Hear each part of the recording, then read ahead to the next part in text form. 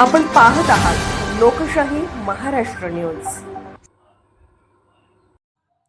मुचंडी पंचायत समिती गण शैक्षणिकदृष्ट्या सक्षम बनवून वाढलेल्या बेरोजगारीकरता पर्याय निर्माण करणार, भाग्यश्री चमकेरी व श्री राजाराम चमकेरी यांचा विश्वास।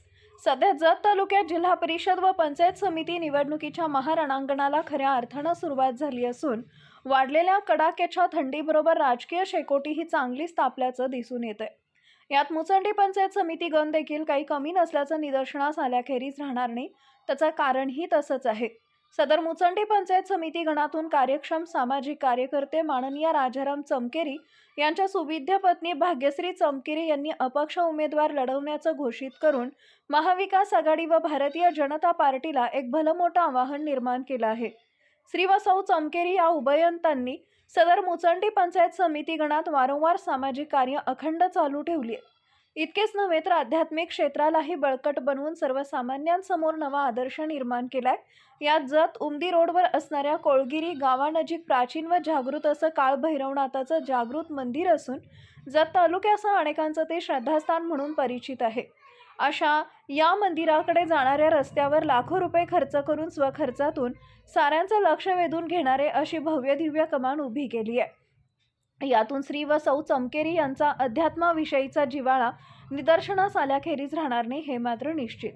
याचबरोबर स्वतःच्या जागेत श्री संत बाळूमामा यांना मानणाऱ्या भक्तजनांकरता भव्य दिव्य असे श्री संत बाळूमामा मंदिराची उभारणी करून प्रति श्री क्षेत्र आदमापूर येथील असणारी नित्यसेवा सदर ठिकाणी अखंड चालू ठेवली आहे।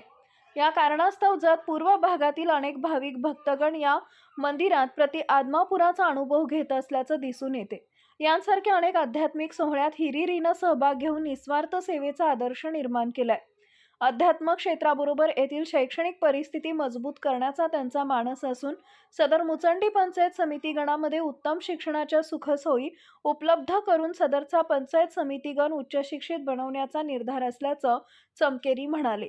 आपल्या नामांकित अशा राज बुक हाऊसच्या माध्यमातून या पंचायत समिती गणातील गुणवंत व गोरगरीब विद्यार्थ्यांकरता उच्च शिक्षण संपेपर्यंत लागणारी सर्व पुस्तके मोफत पुरवण्याचा संकल्प श्री व सौ चमकेरी यांनी केला आहे। आपल्या मतदारसंघातील सर्व नवपिढी उच्च शिक्षित होऊन त्यांनी एक नवा आदर्श घालून द्यावा यासाठी सर्वतोपरी सहकार्य करणार असल्याचं त्यांनी बोलून दाखवलं आहे।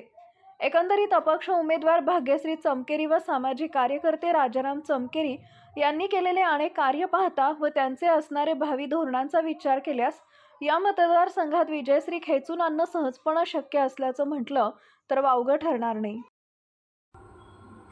लोकशाही महाराष्ट्र न्यूज चॅनलला लाईक करा, शेअर करा आणि सबस्क्राईब करा।